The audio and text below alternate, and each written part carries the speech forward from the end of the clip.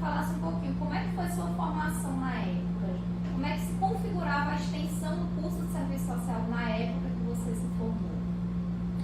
Boa tarde a vocês duas, minhas colegas, uma alegria encontrar vocês aqui. Ex-aluna. Ex-aluna. Ex-aluna também.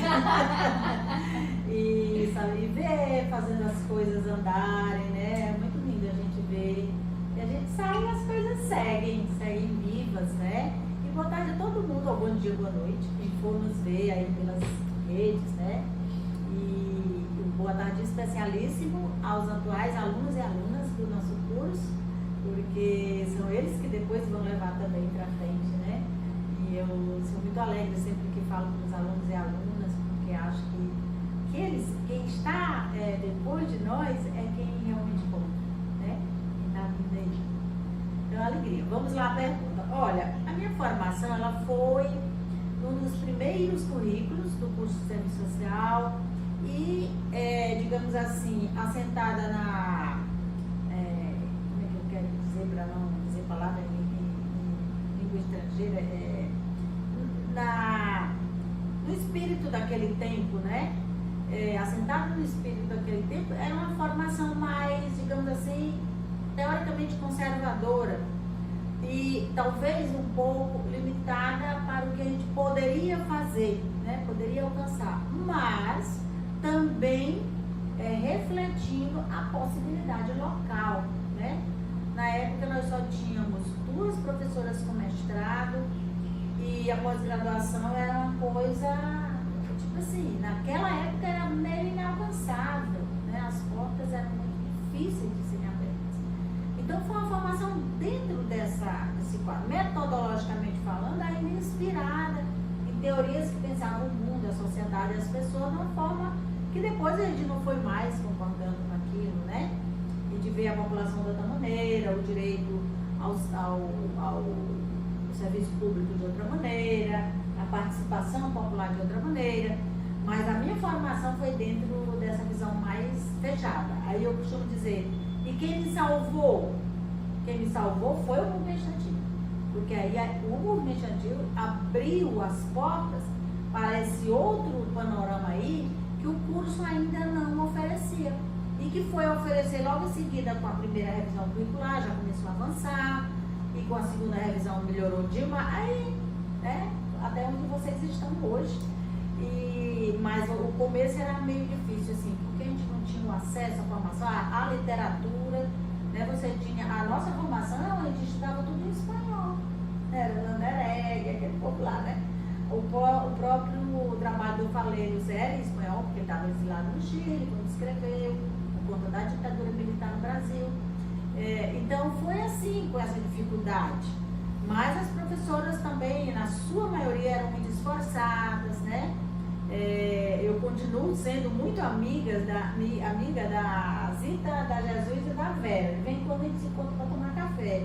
Elas foram minhas professoras lá no começo, foram minhas colegas de trabalho, viraram minhas amigas. Então essas e outras professoras, como a Aglaí, que foi minha professora, mas não constituía esse núcleo de amizade mais próximo, né? Pela vida mesmo. Essas professoras e a Graça Vidigal e outras, eram pessoas que se esforçavam, mas era um tempo realmente difícil, politicamente muito difícil, era um tempo da ditadura militar, então tudo isso dava essa conformação. Mas nós sobrevivemos e tocamos o bonde aí, e cá estamos nós. E naquela época existiam experiências de extensão? Pouquíssimas.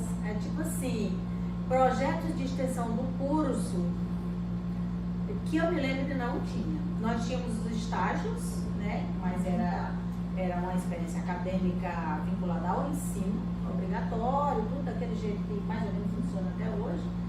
E tinha as possibilidades de você conseguir um estágio aqui, uma coisa lá, mas não tinha o caráter acadêmico, de vínculo com a universidade, aquela coisa toda como a gente pensa a extensão hoje, né? Articulada com o ensino, articulada com a pesquisa, não.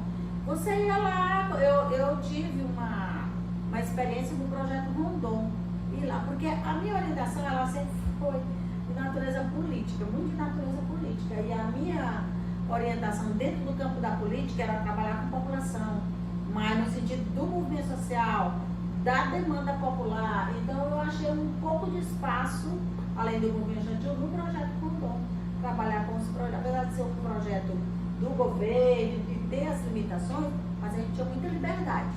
Então ali eu tive minhas primeiras experiências rurais, né, com o projeto Rondon, no início da minha formação. Na verdade, minha primeira experiência rural foi o meu nascimento, porque eu nasci no meio rural, vivi no meio rural até 6 anos de idade. E isso foi aparecendo depois das minhas escolhas, né? E no projeto Rondon eu fiquei 2 anos, mudei de lugares, trabalhei com hortas comunitárias, trabalhei com roça comunitária, e depois de trabalhar com associações de moradores, que foi o tempo que foi explodindo a questão urbana, em Teresina, a questão habitacional, e eu fui para esses projetos de acompanhar as novas associações de moradores. Mas as experiências eram assim, eram erráticas, era mais na conotação do estágio que você conseguia aqui, ali e lá. E eu aprendi também muito com essa experiência do convívio fora da universidade, foi também muito importante, muito importante. Professora, como é que você avalia a indissociabilidade entre o ensino, pesquisa e extensão do curso de Serviço Social da UFG, a partir da sua trajetória?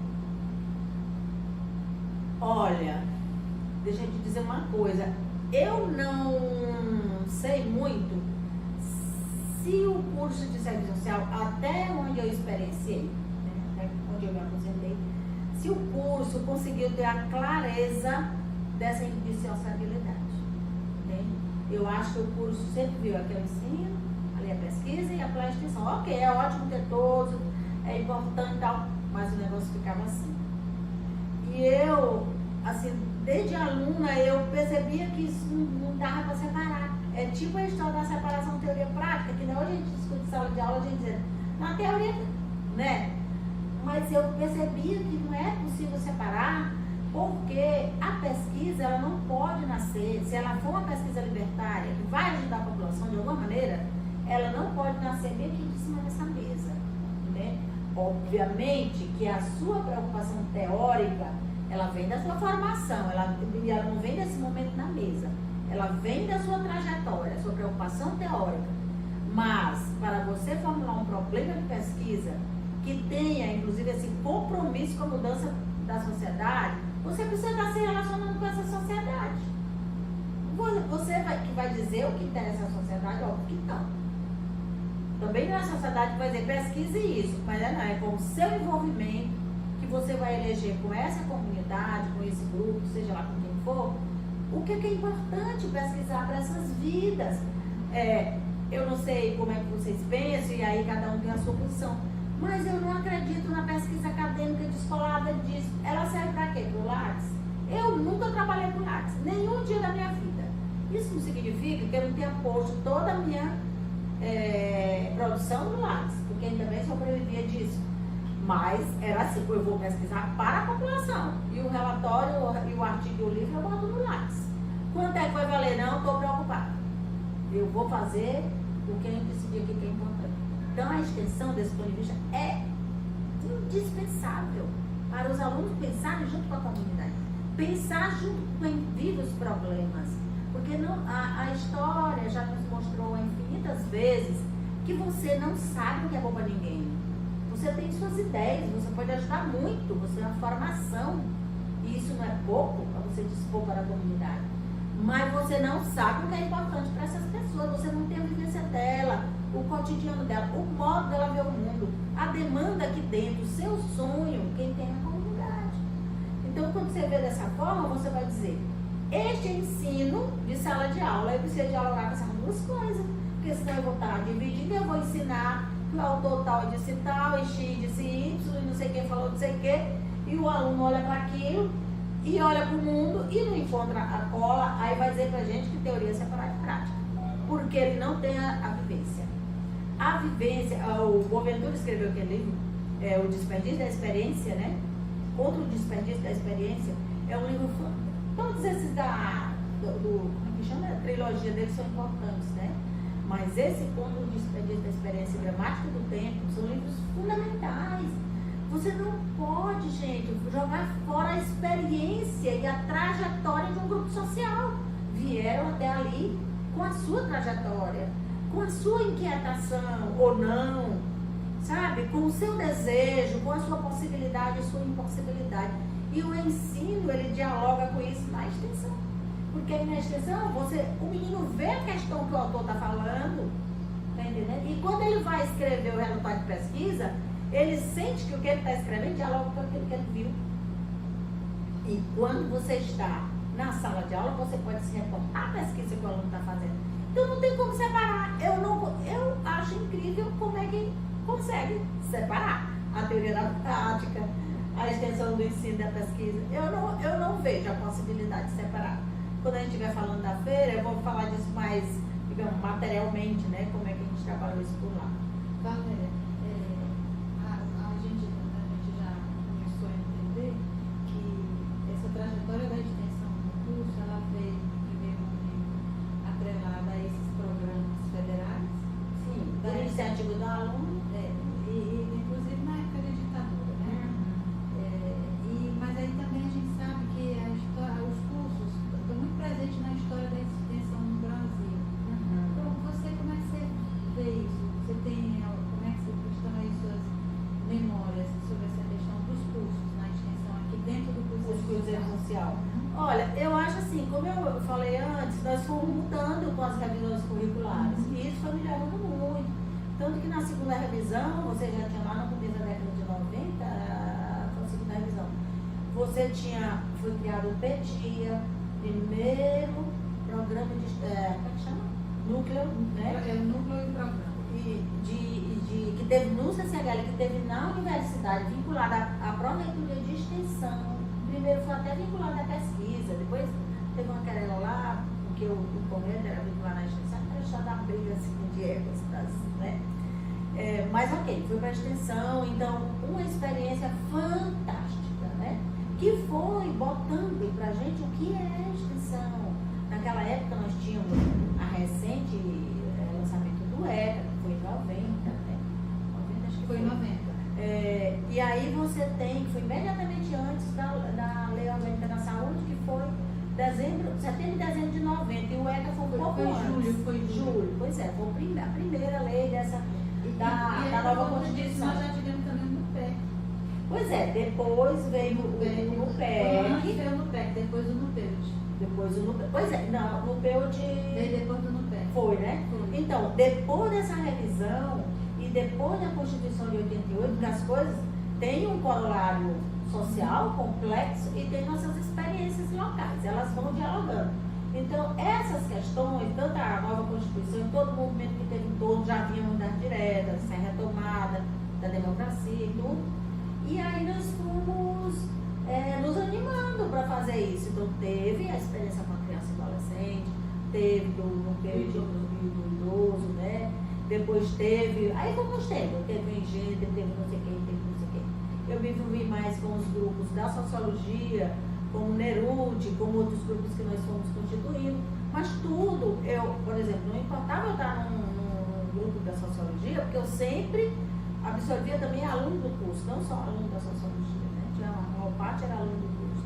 Então nós fomos nos animando, e foi essa dança entre a redemocratização do país, né?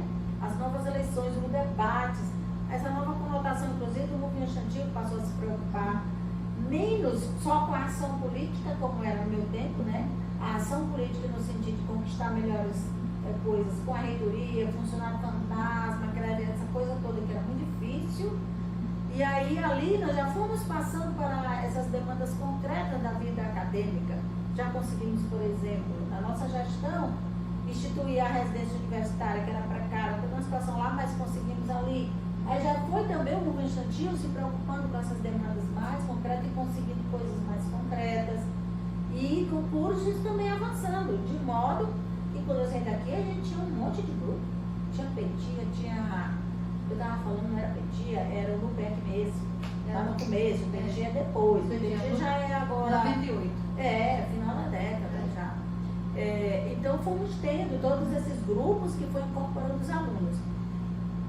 Mas mesmo tendo vários grupos, né, e também projetos de pesquisa que alguns, como por exemplo, meus projetos de pesquisa, mesmo financiado pelo CNPq, os alunos experienciavam a extensão. Porque eu levava comigo para os assentamentos, a leva fez pedido, bora minha filha, lá para o sul do Piauí. Vamos experienciar lá, vamos ver a cara do povo, sentir qual é o drama das pessoas. Você não pode só ler o que eu escrevo, entende? Tenha sua reflexão. Mas mesmo assim, eu acho que no curso aqui, eu acho que a gente, até onde eu vivi, a gente não fazia essa cola real, entende? Essa cola real. Olha, é dissociado, vamos pegar bem aqui os alunos da extensão, por exemplo, e pôr os alunos da extensão, não sei se é um pouco a diferença da casa do Petit, para escrever, para pesquisar. Você é aluno da extensão, mas vamos para o campo de pesquisa comigo. E lá você vê, formule um problema de pesquisa para você estudar, que eu vou lhe orientar. Entende? E os alunos de extensão todos fizeram isso, sem exceção. Não só o do BIPIC. Obviamente, o BIPIC tem um rigor maior e tudo. Vamos lá, você tem um prazo que sempre permita outra história. Mas todos constituíram um problema de pesquisa e foram atrás. Todos, sem exceção. E aí a gente trazia as questões que eles tinham quando entraram na sala de aula, discutindo questões que envolviam aquela preocupação dele. E quando chegavam na disciplina de pesquisa, tinham muito mais facilidade de formular um problema para o seu trabalho de conclusão de curso. Então eu não vejo como descolar. Eu não consigo. Eu não consigo ver onde é que a gente deixa para o outro lado. Mas isso é o nosso debate, né, na academia. Você já até falou um pouco da próxima pergunta, que era justamente como é que você avalia se houve uma mudança nesse caráter de extensão no curso de serviço social ao longo dos anos. Você que participou de várias revisões curriculares, né, pôde ver como é que houve a mudança de currículos, né? Então, ao longo dos anos, como é que houve, se houve, como que aconteceu essa mudança na extensão? Ela foi ganhando mais centralidade? Ela ganhou mais centralidade. E a coisa mais importante, vamos falar da centralidade, é que a extensão, ela foi sempre, eu acredito que ainda seja, o primo pobre da universidade. Pobre porque ninguém dá importância, trabalho comunitário. Pobre porque não recebe recursos. Pobre porque não contava com a sua formação, com a sua qualificação profissional. Menina, era pobre de todas as formas, era o primo pobre. E aí a nossa briga eterna, inclusive fazer, quando eu era no conselho universitário, fazer minuto de mudança, brigar, mas a universidade pensa isso, não é a gente só, né? A universidade pensa em reforçar as funções políticas. Na carga horária não serve. Só com a Cleânia, quando ela ligou para mim, Valéria, me ajuda aqui a pensar a extensão, porque eu vou brigar por carga horária com a extensão, bora lá.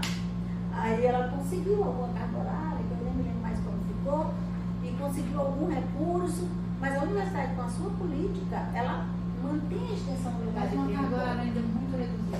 Muito reduzida. Mas se você sabe a briga que foi a briga que foi no estudo daquilo ali.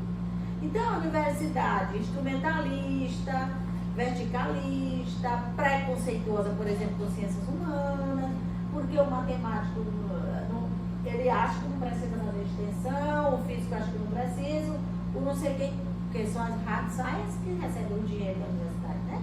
Nós, soft science, não. Quem é aqui que financia um projeto de 500 mil reais? Você conhece um professor de sociedade? Nas ciências exatas, agrárias, tecnologia da saúde, facilmente alguém financia um projeto de 500 mil reais. Então é para aí que vai o dinheiro, é para aí que vão as políticas, as iniciativas da universidade. E a extensão fica nessa sofrência.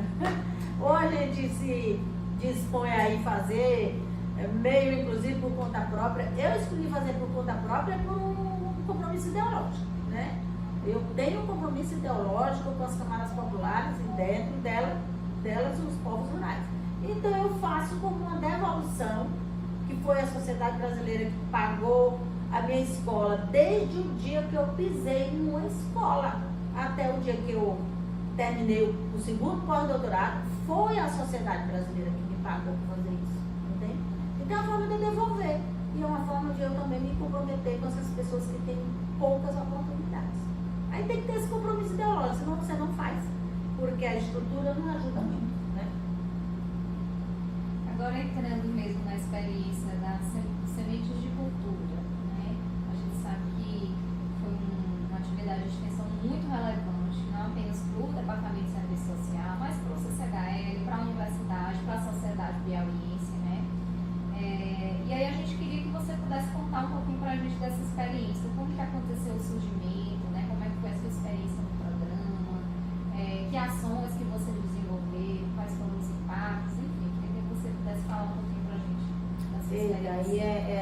muito assunto, vamos lá, reduzir, né? Porque eu falo muito e realmente esse assunto aí é comprido, mas vamos tentar compactar. Veja, de onde surgiu a Feira UFB, né?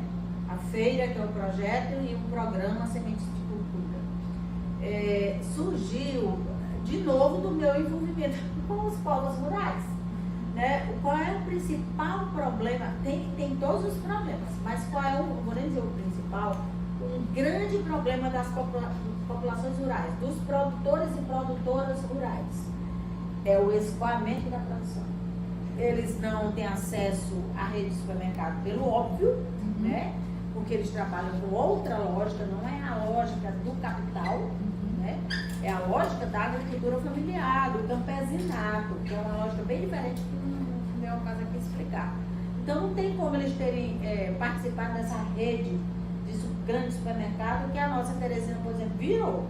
Foi quando você tinha na década de 70 os pequenos mercadinhos, né? Não, você não sabe. Mas era, tá entendendo? Você tinha na sua rua, dali tinha uma mercearia grande ali, um mercadinho pra lá.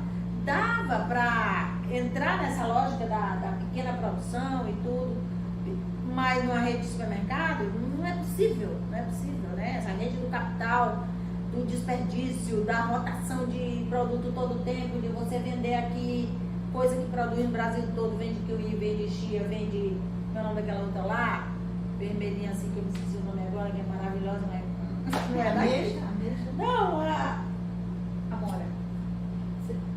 Aquela que tem vitamina C, aquela que não, ela tem a casquinha vermelhinha e dentro é branco. Ah, eu sei, eu esqueci. Eu vou já agora, lembrar mas o eu sei nome, qual é. porque já pulou as memórias. acerola. Não. Daqui a pouco ela fica trabalhando aqui e ainda já me disse. Aí você quer vender tudo, aí tem as grandes câmaras frigoríficas, aí tem assim, é uma lógica que não faz parte da agricultura familiar, nem a agricultura familiar dela. Isso implica uma lógica de produção, de permanência, de rotação, de escalonamento, que não é o caso. Então você ficou com a agricultura familiar presa lá no seu local, sem ter como se conectar às cidades. Boa parte não tinha estrada, ou não tem transporte, como atualmente transporte não tem para o meio rural Teresina, é zero. A atual prefeitura, doutor Pessoa, retirou os transportes do meio rural de Teresina. A população não tem como se locomover, nem ela, nem a produção. Então, tem muita essa dificuldade. Como escoar essa produção? E a gente trabalhava assessorando, gente, como é que a gente faz? E uma luta. E a vantagem de assim, eu sempre fui uma pessoa que gostou muito de viajar, eu ando pelo mundo a vida toda, e eu adoro feiras rurais, tanto faz eu estar num outro país como no meu estado, se eu for no interior, eu vou na feira, porque eu gosto, porque eu acho fantástico, porque é a expressão da cultura local. E minha gente, eu sentia muita falta de uma feira, porque no doutorado eu morei em Florianópolis, e eu era rata de feira. Que lá tinha feira em todo lugar, feira agroecológica, em todo lugar. E eu participava do circuito de feiras, já dava assessoria para um sítio lá que era agroecológico, visitava muito esse sítio, e cheguei aqui à aridez. Aí eu ficava pensando, tem que ter um jeito de a gente fazer, tem que ter um jeito. Mas a UFB me consumia de trabalho, eu não conseguia respirar para ajudar muito. Em 2015, muito provocada por uns colegas da agroecologia, eu vou peitar e entrar nesse negócio, nem que eu me rasgue de trabalhar. Fui lá, comecei a participar do movimento aqui de forma mais sistemática, fui ser membro da CEMAPO, primeiro da CPOG, que é a Comissão de Produção Orgânica do município, do Ministério da Agricultura. Aí fomos nos organizando, fundamos um grupo, que foi o GEPOT, Grupo de Produção Orgânica de Teresina. Depois fomos refletir mais, juntamos as comunidades, montamos um plano de trabalho, isso do zero. E aí fundamos a CEMAPO. O Firmino formalizou, né, com as instituições e as 10 comunidades de Teresina e fomos trabalhar. Mas tinha sempre esse gargalho. Gente, nós temos que fazer uma feira. Essa feira a prefeitura não vai fazer, porque a prefeitura dava aquele empurrão assim, muito precário. A UFP só me autorizava por um ato do reitor a ser membro da CEMAPO, mas eu não tinha nenhum carro para ir numa reunião. Eu nunca fui numa reunião na minha vida em carro de UFP. Pra nada. Porque só solicitar era um canseiro. Não, vamos ver. E aí, a gente ficar, eu disse, não, só tem um jeito, é a gente fazer essa feira. Porque aí nós conseguimos aumentar a produção, diversificar as variedades, as comunidades tinham produção, não tinha para onde vender. Porque aí tinha dificuldade ainda com a merenda escolar, ele não tinha um DAP. Menina, a gente foi fazer curso de alfabetização, porque eles não sabiam ler. Como era de participar de formação em agroecologia? Não, fomos fazer o curso de alfabetização. Era do zero. Muito bem, quando isso tudo melhorou, 2, 3 anos desse trabalho duro, aí eu, conversando, gente, eu vou fazer um projeto de extensão para a gente conseguir fazer uma feira para as agricultoras e agricultores levarem seus produtos. Daí fomos sentar com as instituições que apoiavam, que eram muitas, né, para ver qual seria o apoio logístico, porque a UFP só ia me dar o espaço e olhe lá, essas condições, porque não valoriza de novo a extensão, né? Mas, à época, o reitor, que era o Arimaté, ele deu muitas, o que podia, assim, dentro do que se considera extensão, ele apoiou bastante, né? Dava ajudas, assim, divulgava muita feira, quando a gente se pronunciava e tudo. Aí deu espaço, cedeu um caminhão para ficar transportando uma das comunidades, né, quinzenalmente, e ficou nisso. Ok, então fomos negociar com cada instituição. Como a gente trabalhava com 10 instituições, aí elas também assumiram parte desse trabalho. INCRA, a Secretaria Municipal de Rural, a Secretaria Estadual, que é a SDR Rural, a SDR do Estado, quem mais? A Sênticas, que depois virou Sencasp, o CONSEA, o INCRA, não sei se já falei, e a Embrapa. Então eram grandes instituições que nos apoiaram muito dessa maneira. Cedendo o caminhão, a prefeitura cedeu, a gente pressionou muito, conseguimos a assistência técnica, porque você trabalha com agroecologia se você tiver assistência técnica, senão não trabalha. Conseguimos assistência técnica, a gente tinha muita dificuldade, porque os próprios técnicos não tinham a formação exatamente de agroecologia. Lá fomos formar os técnicos. Ok, aí ficamos com essa assistência lá, mas conseguimos avançar muito. Então, nós saímos da produção de cebola, coentro, alface, couve e mais alguma coisinha ou outra, pimentinha, esse negocinho, para uma produção que tinha mais de 100 itens. 100 itens. Entre frutas, legumes e verduras. E também ovo, esse negócio. Isso por conta da assistência técnica. Assistência técnica, formação. Assistência técnica de campo, né, de manejo. E a formação no campo da agroecologia. Porque pensar agroecologicamente não é pensar a produção só. A produção é onde você chega, né? Apesar da agroecologia ser mais conhecida pela questão do alimento sem veneno, alimento produzido com cuidado do meio ambiente, tudo isso com os recursos locais, né? Mas a agroecologia, isso aí é um ponto de chegada. Nós trabalhamos a partir, por exemplo, de uma perspectiva epistemológica que é contra o paradigma científico dominante. É uma perspectiva do paradigma emergente, que a gente precisa ver o mundo e o seu lugar e qualquer ação como um mundo complexo. A vida é complexa, a ciência não pode ser uma ciência absolutamente racionalizada, objetificada. Não, nós entendemos que quando você olha para o mundo, é preciso ter apoio teórico para a ação social, seja ela qual for, que está acontecendo na sua frente, que é complexa, que envolve gente, que envolve desejos, que envolve cultura, que envolve tudo. Então nós precisamos pensar dessa maneira. Então essa certeza da ciência, do conhecimento objetivo, racional, mensurável, não sei o quê, nós deixamos isso para lá. A ciência é um conhecimento construído por seres humanos.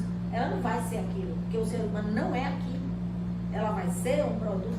Obviamente a metodologia nos ajuda a ter mais cuidados, né? A procurar um conhecimento um pouco mais objetivo. Mas é isso. Não é, por exemplo, a verdade. Ciência não produz verdade. Ciência não é neutra. Ciência não é objetiva 100%. E é assim que nós olhamos para o mundo. Quando a gente faz formação, quando a gente escreve texto, quando a gente faz seja lá o que for, nós estamos olhando dessa maneira.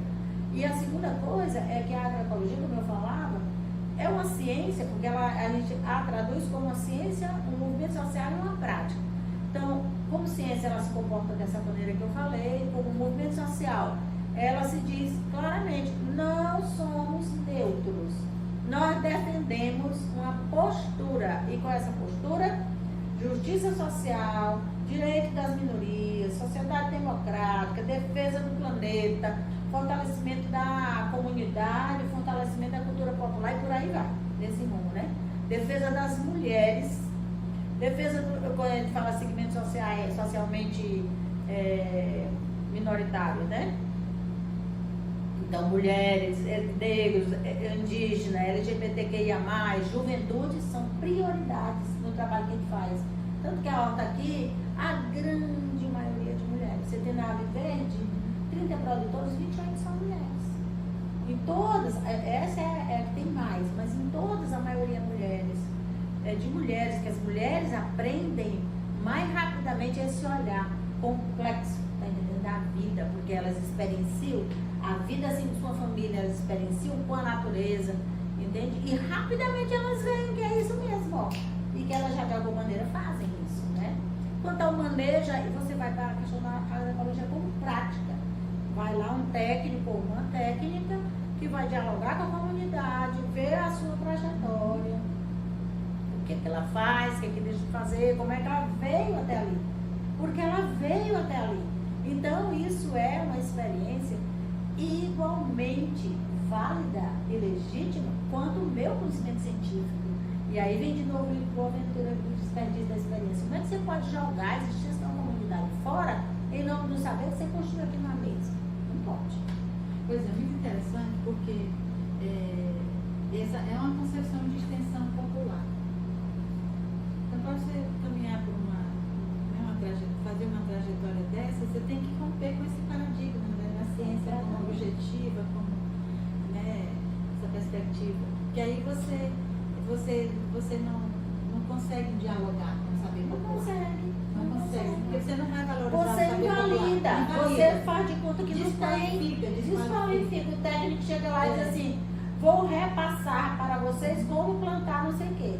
Me poupe. O cara está plantando lá há 50 anos. E aí, por isso é que eu estava perguntando sobre a questão dos cursos, porque historicamente a extensão no Brasil esteve associada aos cursos, e os cursos nessa perspectiva elitista, né, de repassar o saber da educação. Verticalizado também, né? A pessoa que é o detentor do conhecimento vai repassar para as pessoas que não têm. Exatamente. Que é aquela concepção do Paulo Freire da educação bancária, né? Exatamente. Das pessoas como depósito, né, do conhecimento. Você tira e você volta.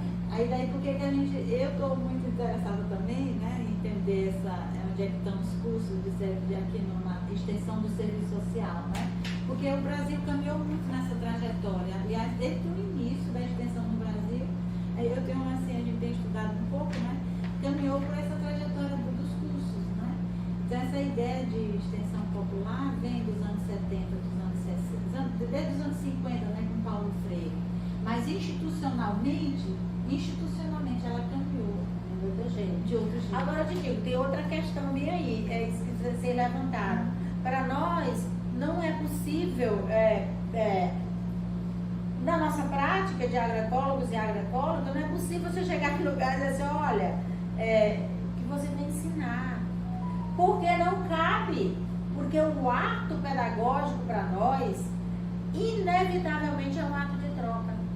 Só há um ato pedagógico libertário, e ele precisa ser libertário, ele não pode só plantar o milho e nascer um milho orgânico, não transgênico e tudo sem veneno. Mas é preciso questionar a relação social que está implicada ali. Quem é que planta? Não adianta o alimento ser sem veneno e a relação ser envenenada. O marido bate na mulher e produz milho orgânico. Bipou. Então, é troca todo o tempo com a condição de vida da população, com o saber da população e com a sua trajetória também. E com o saber Entendeu? Nós vamos lá, efetivamente trocar. Se você não sair desse lugar, você é a professora, a doutora, a pós-doutora, sei lá o quê, e ele é só um agricultor. Aí eu lhe digo, por que eu estou dizendo isso? É porque, pelo menos, até onde eu acompanhei nosso curso, tem um preconceito enorme, e deveria não ser, com camadas populares, realmente populares. Eu não estou falando do bairro Primavera. Eu estou falando do Parque Brasil, eu estou falando do Parque Universitário, de onde você vai e não tem água, não tem luz, não tem esgoto, não tem nada, não tem assistência de zero. Hoje já é um pouco melhor, mas era assim. Entende? Com a Vila Miranda Damas, que é bem aqui, que é cravada bem no meio do outro, tem forma uma confusão, briga, aquelas coisas que vocês sabem, polícia e tudo. Quem é a assistente social que está lá? Do lado desses miseráveis desgraçados. Quem é a assistente social que está do lado de quem mora na rua e não tem uma valência na vida?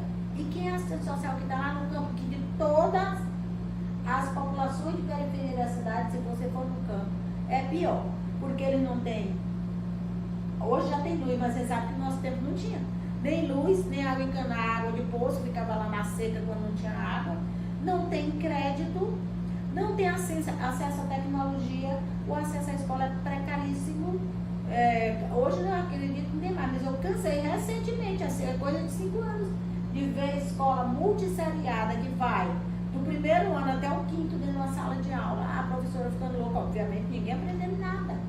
Então, como pode isso dentro de uma democracia? E a gente ostentar na mão um código de ética que é contra tudo isso e a gente não faz o projeto desse povo. O nosso código de ética é pela democracia, é pela justiça social, como um dia eu disse para um povo que me chamaram para fazer uma fala lá no CRES, lá não foi, a gente conversou. E teve uma criatura lá que não gostou muito da minha fala. Eu digo, meu amor, eu só peço você ler o código de ética. Eu não quero você ler mais nada. Código de ética fala: justiça social, democracia, compromisso com a população. Entendeu?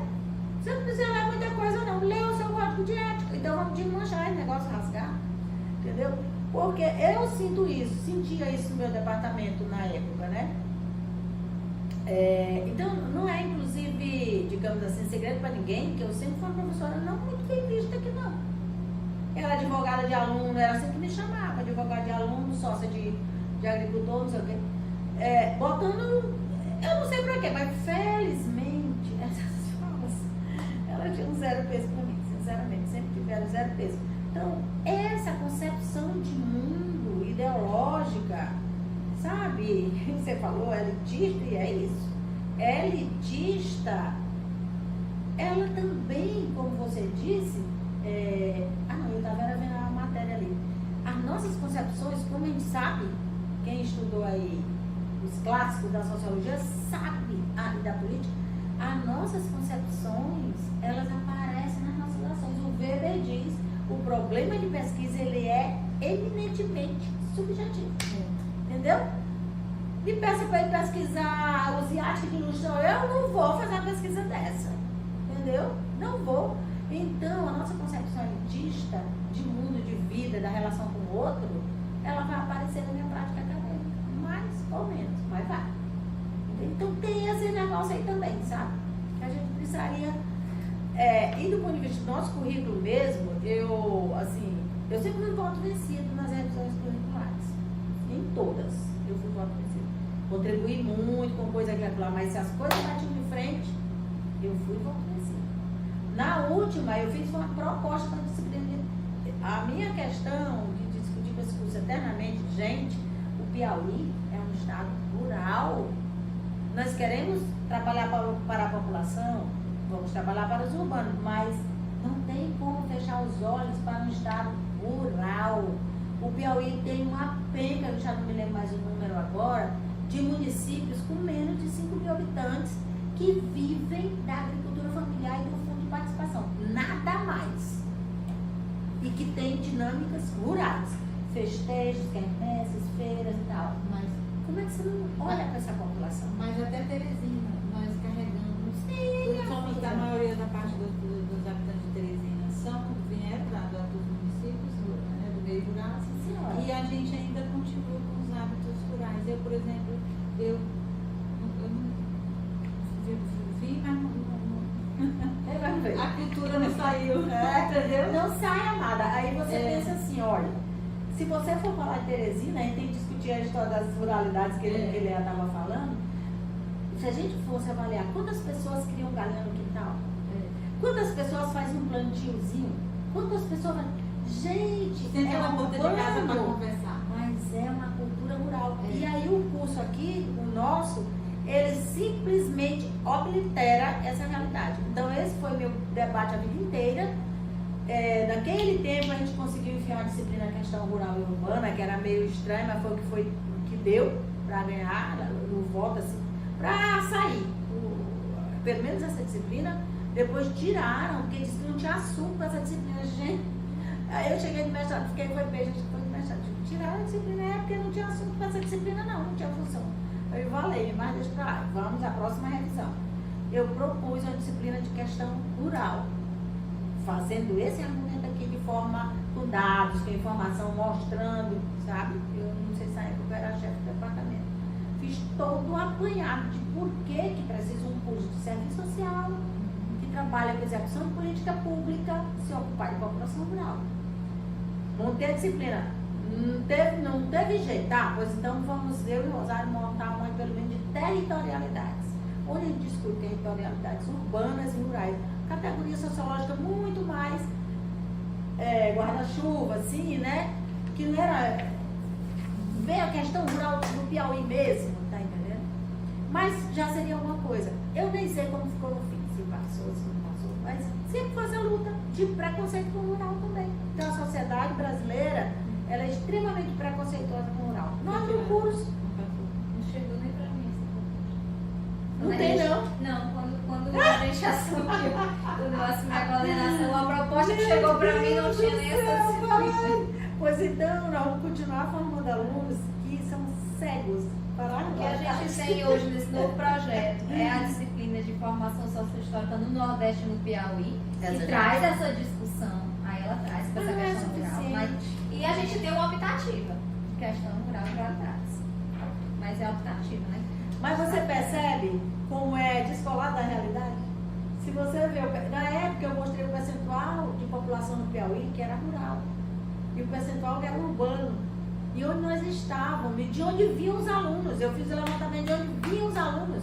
Eles vêm de cidade do interior, que tem dinâmicas rurais, entendeu? Mas nada disso convenceu as pessoas. Então tem essas escolhas também. Professor, então nessa perspectiva, né, que a gente vê que no curso falta essa discussão, você entende que a feira, ela foi digamos assim, um impulso para ampliar esse debate, porque aí ele trazia a discussão dentro da extensão articulada com a pesquisa e por isso acabava os alunos, eles se engajavam mais no estudo sobre essa temática? Posso te dizer que do ponto de vista do acesso dos alunos e alunas e do rebatimento disso na formação dele, sim, completamente, entende? Tanto que esses que passaram por lá, todos escreveram TCC sobre ruralidades, de alguma maneira, agroecologia, mulheres rurais, tudo, publicaram muito junto comigo em eventos sobre essas questões, ficaram como voluntários da feira depois que as bolsas acabaram, porque gostariam muito que a feira não acabasse, porque teve interregno da pandemia, e daqui a pouco eu falo disso. Então foram pessoas que se envolveram, de novo, não só acadêmico, mas ideologicamente, né, de pensar o mundo também, incluindo a população rural. Foi, mas eu lhe digo que eu acho que isso nem arranhou o nosso curso. O curso, como instituição, eu acredito que ele acha que foi uma coisa boa, importante, bacana, porque isso, digamos assim, é inegável, né, para a universidade e tal. Até daqui a uns anos, daqui a pouco também essa memória desaparece, porque ninguém vai alimentar e desaparece.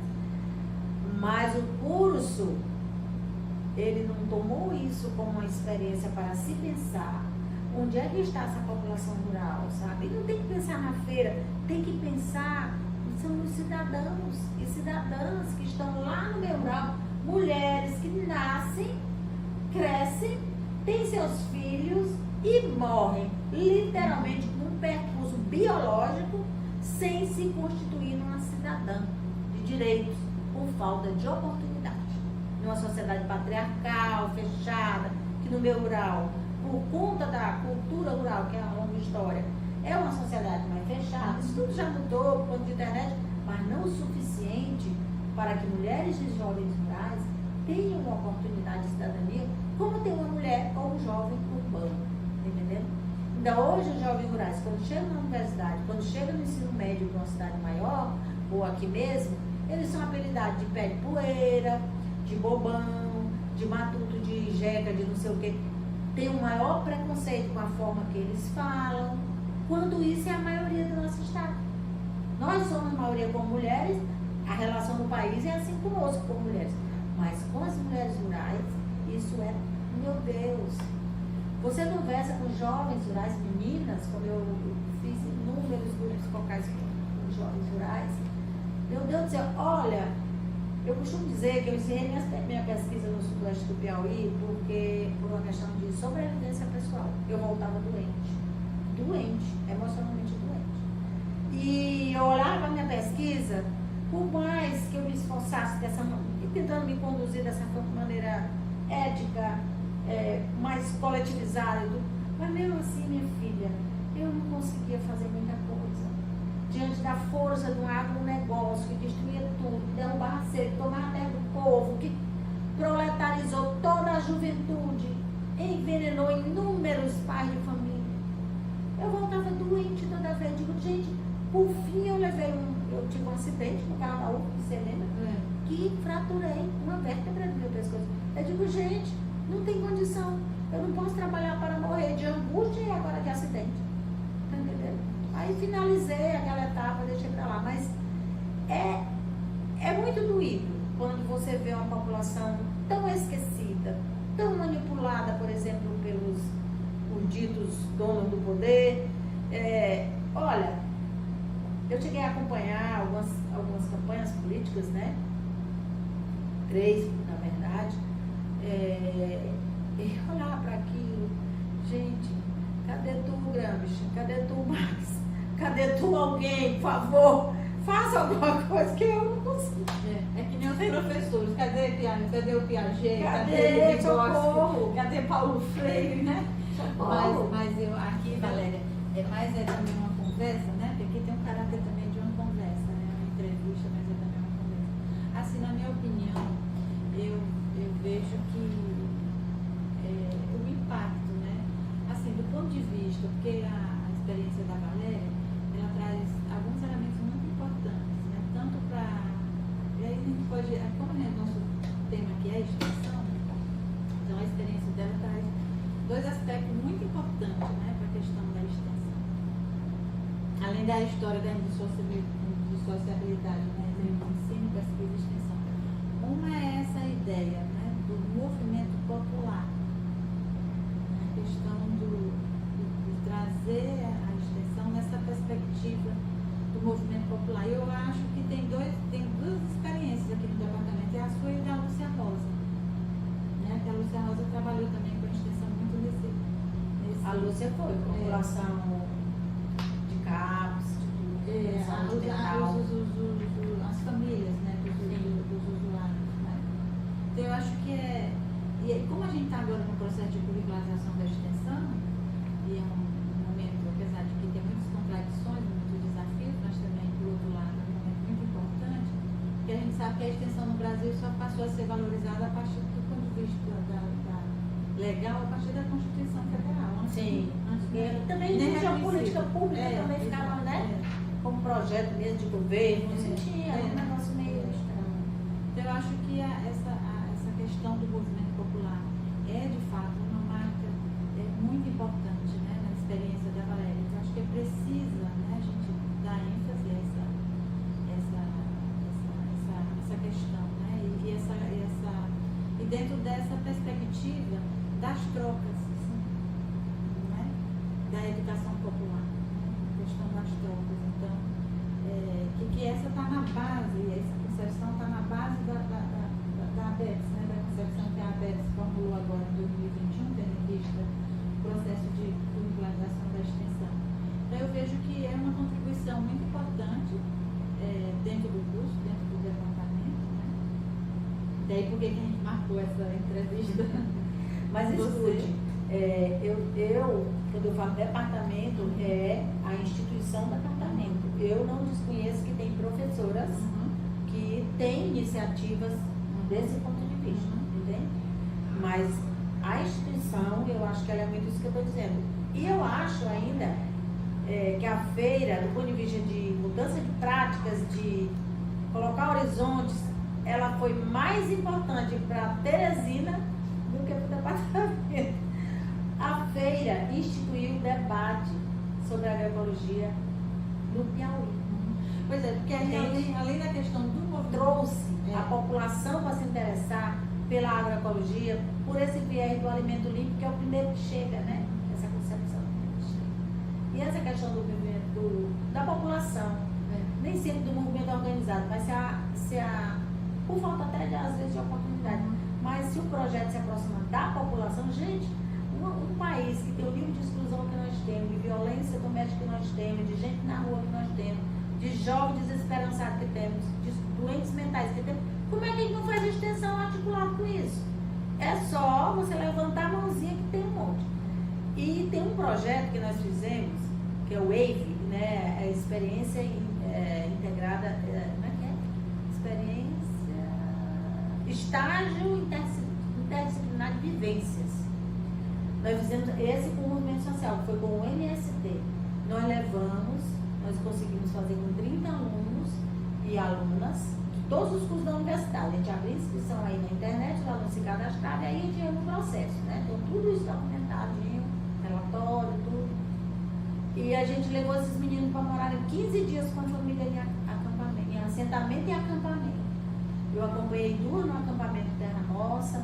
Aí também participou o INCRA, e participou o MST, e participou, qual foi a outra instituição? Não me lembro agora, mas teve outras, tiveram outros. Que aí os alunos iam e a gente era o supervisor, né? Então, enquanto nesses 15 dias a gente ia 3 vezes lá. Eu fui tudo no meu carro, nunca pedi para outro, porque não ia dar, ia dizer que amanhã não sei o que, não, vou no meu carro. Ia lá para o Terra Nossa acompanhar as alunas. Eles reportaram, no retorno, nós fizemos um seminário com as famílias, aí nós trouxemos as famílias para a universidade. E aqui vamos conversar sobre o que tinha acontecido. E não era de você chorar. Aqui também as mulheres da feira, que a maioria era de mulheres, elas participavam da roda de conversa, que a feira tinha 5 movimentos acontecendo ali. Palco das emoções, que eram as apresentações, roda de conversa, que era o espaço de troca de conhecimento, Praça dos Sabores, que era o que o shopping chama de praça de alimentação, Praça da Fartura, que era a feira de produtos hortifruti, e a Praça da Criação, que era o artesanato. Isso tudo acontecendo ali de forma Agora, Valéria, tinha o Semente de Cultura, que era o programa, e a gente entendeu que veio depois. O programa veio Porque depois. tinha vários projetos. Não, ali já tinha o projeto da feira ali dentro. Não, mas por exemplo, primeiro veio o projeto da feira, o primeiro, né? Primeiro veio a feira. Não, foi implantado o programa, tinha feira, tinha que trabalhar com o. Então tu começou já com o programa. Com o Foi ao mesmo tempo. Com o programa. Tinham 6 projetos dentro, se não me engano. Era uma empresa, era de você trabalhar dia e noite, descabelada, não fazer mais nada da minha vida, além de UF e feira. 6 projetos. 6 projetos. Era o de arte Nós popular, precisamos dessas informações. era o do palco, era o de desidratação de alimentos, qual era o outro, Valéria? Gente, a memória já me trai muito, mas depois eu posso passar os relatórios. Aí cada projeto desse, quem eram os departamentos que eram envolvidos? Nós tínhamos o departamento de física, que entrou com a desidratação de alimentos, o Alexandre inventou um desidratador de hortifruti, né? De legumes e verduras, que a ideia era, sobrou da feira, nós vamos trabalhar com desidratação para o agricultor não perder, porque o produto tirado do chão é produto perdido, se ele não vende, não volta para dentro da terra, nós temos que dar um destino. Se não foi ingerido. Se não for vendido na feira, minha filha, a família consome um pouco, mas por exemplo, alface, gerina, isso aí não presta mais, ele chega lá e joga para os animais. Tá entendendo? Não perde porque dá para os animais, mas essa não é o objetivo. O objetivo é o agricultor e a agricultura vender. Eles vivem de dizer, não tem emprego. Esse é o trabalho deles. Cara. E aí tinha o de arte, porque para nós a questão da arte é muito importante para a agroecologia, né? Como é que nós nos expressamos como um grupo de humanos? Como é que nós simbolizamos o nosso mundo? E isso é fundamental no mundo tomado pela sociedade do espetáculo, né? Sociedade mediática, sociedade da imagem, da comercialização da vida. Então, como é que população produz a imagem sobre si mesma, né? Então, ele trabalhava com 2 projetos de arte e tinha o de acompanhamento das mulheres da agricultura para estimular a diversidade e a quantidade de produção, que esse era mais, digamos assim, por assim dizer, técnico, né? E tinha, me falta a memória agora, mas tinha outro. Então esses programas, esses projetos todos vinham dentro do Semente de Culturas. Eu devo estar dizendo uma coisa ou outra que eu já não estou me lembrando, mas é por causa da idade mesmo que a gente vai esquecendo coisas. Então, tinha mais ou menos assim, E o da plural de feira. departamentos. E o da Então, feira. do departamento envolvido tinha física, arte, Tinha serviço física, social, arte, serviço agronomia. social, agronomia. sociologia, né, ciências sociais. Ou não? Ciências sociais não. Não tinha os departamentos. tinha. Depois que a ciências sociais entrou, mas para inaugurar não tinha. Tinha 10 instituições, 5 departamentos, eram 5 departamentos.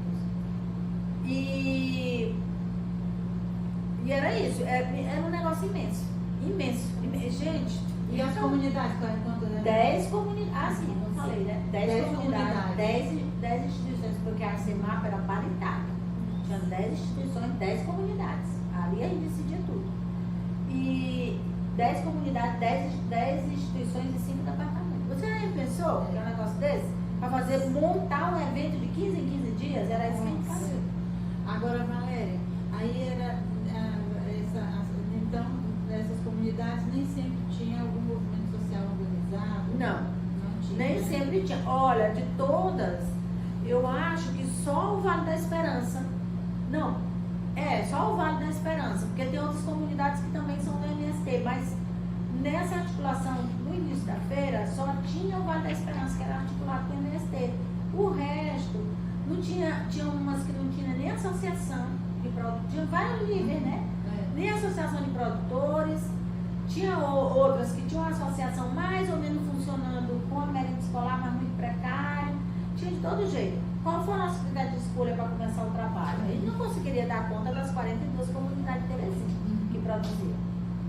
Aí nós, não, vamos escolher 10 que estejam, digamos assim, mais sensibilizadas para o trabalho sem veneno, que é aquele que chega mais rápido nas pessoas. Aí fomos discutindo isso com a prefeitura, que a prefeitura fazia acompanhamento de outras comunidades, né? E fomos peneirando até chegar nessas 10, que tivesse mais essa sensibilidade para o trabalho sem veneno, que tivesse alguma infraestrutura, porque a infraestrutura das comunidades meu Deus do céu, comunidade não tem nada, gente, não tem água. Como é que você produz em Teresina sem água? Aí nós fomos lutar com um poço, às vezes a comunidade tinha luz, tinha associação, mas não tinha poço suficiente. Aí a outra não tinha associação, nenhum trabalho comunitário, mas tinha luz e poço. A outra tinha não tinha nenhuma que tivesse tudo. Movimento social só no vale. Aí fomos trabalhar com essa miscelânea de situações. Mas nós chegamos num lugar muito bom. Quando nós terminamos na pandemia, que a feira foi suspensa, todas as comunidades tinham água, todas as comunidades tinham luz, todas tinham feito curso de formação em agroecologia de 180 horas, fora os cursos pequenos no palestra, tudo que a gente acompanhava direto das comunidades. A gente ia sempre no calendário regular de nós estarmos nas comunidades, com os alunos e alunas. A maior parte já estava sabendo ler, dos analfabetos.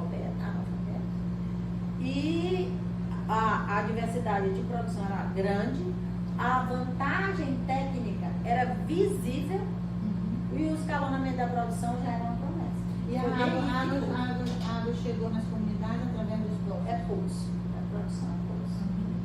Nós temos problema, o lençol freático de Teresina está baixando, todo ano baixa mais. Tem vezes que fica uma situação difícil, que o poço seca, tá entendendo? Nós já estávamos na situação de precisar uma segunda caixa grande, um segundo poço, porque o lençol freático de Teresina não sabe, mas a nossa água está acabando. Está acabando. Aí o povo já corta a água, queima a coisa, tira a árvore, ela não está, enfim. Mas essa é a nossa realidade. Está acabando. Vai acabar. Sobre a feira. Não sei nem porque que eu sorri, né? Mas é Tem isso. mais alguma questão que você vai querer acrescentar sobre esse? O contato inicial nas comunidades foi através das instituições, né? Foi, da prefeitura. Da prefeitura. Nós sentamos, porque eles tinham foi um trabalho sempre coletivo, esse da agroecologia em Teresina e depois no Piauí, até a gente formar a RIBIA, que hoje nós temos a articulação estadual de agroecologia, tudo, participamos dos eventos congressos nacionais e internacionais, mas veio daí, né? Veio dessa discussãozinha CEMAP, que articulou tudo isso, e depois veio da feira que jogou isso pro mundo. A CEMAP articulou e a feira botou a mensagem no mundo. Nós, em pouco tempo, conseguimos um Instagram com 5.000 e poucas pessoas de adesão. Foi assim, uma coisa que foi, acho que na hora que o povo estava precisando. Quando nós começamos, lá atrás, antes, inclusive, de iniciar mais o trabalho articulado, a gente tentava falar sobre a agroecologia, a gente não tinha ouvidos para isso. Aí foi incrível que depois da feira, era sensível, as pessoas me chamavam muito para dar palestra em condomínio, fui inúmeros, da meia-noite, da palestra em condomínio, da palestra em clube de profissionais, de engenheiros, de advogados, sei lá de quem tem para lá, tanto para a Usina Santana quanto ali para Kennedy. Fui, menina, a gente era muito chamado da Polícia Federal. Pediram pra gente fazer uma feira na Polícia Federal, fizemos. Pediram pra fazer feira em condomínio, feira no céu. A gente fez tudo isso. Valéria, assim, eu acho que assim, dessa segunda aqui questão, acho que eu vou, apesar de que você já deu ênfase e até do ponto de vista assim, quantitativo, mas é interessante você, assim, para fechar aqui essa nossa segunda questão, e o impacto, como é que você, assim você tinha falado, né? O principal impacto que eu diria a você eu não sei, não, mas eu vou escolher esse mesmo, é a mudança de postura das mulheres se virem como sujeitos. Se você conversar com qualquer mulher que participou da feira, ela vai dizer algo muito parecido com isso aqui, que eu ouvi inúmeras vezes de comunidade diferente. Antes da feira, eu não sabia nem o que era viver. Eu estava aqui, tocando minha vida, mas a feira me mostrou o que é a universidade. Elas eram encantadas porque elas vinham para a universidade. Professora, amanhã eu vou para a universidade. Elas diziam brincando, né? Com essa história de vir para a universidade, felizes. Aí dizer que era um lazer para elas, que elas tinham aprendido a se divertir na feira, que elas tinham aprendido a falar, e especialmente que elas tinham largado de pedir dinheiro do marido para comprar um batom e as calcinhas. Mulher, elas diziam isso, tomaram a vida nas mãos, tá entendendo? Mudaram a relação, os maridos, tinha mulher que inclusive contratava a diária do marido, não, quero pagar 2 diárias para você lá. E elas pagavam, então isso foi a maior conquista, maior impacto. 100 famílias que a gente trabalhava, 100 famílias nas 10 comunidades. E aí foi um impacto muito grande na vida delas. E depois foi mesmo essa questão da renda, tanto para homens quanto para mulheres. A renda, gente, ele tinha a família que tirava R$1.000 e poucos mês, de gente que não ganhava dinheiro nenhum. Então você vê, é diferente, gente. Só precisa ter a oportunidade. As pessoas produzem. Muitos jovens se envolveram, muitas mulheres se envolveram depois do fim da feira. Muita gente saiu porque não tem como vender. Aí vai produzir e vai morrer no canteiro, vai passar da hora de colher, porque alimento é assim. Você planta, por exemplo, uma rúcula. Você tem que colher a rúcula no prazo dela, senão ela vai começar a ficar amarga demais. O alface também, não como a rúcula, mas ela amarga também. Ele diminui a folha, tudo. Porque é um ser vivo, né? É o ritmo da natureza. É o ritmo da natureza. Então, por exemplo, de entender essas mulheres que eram mais da frente, gente, se você conversar com qualquer uma delas, é incrível como elas compreendem o que é a agroecologia.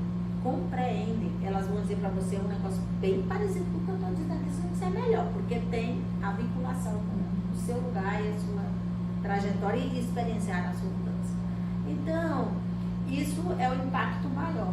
E a circulação de dinheiro nas comunidades, obviamente, isso muda um pouquinho a vida da comunidade, né?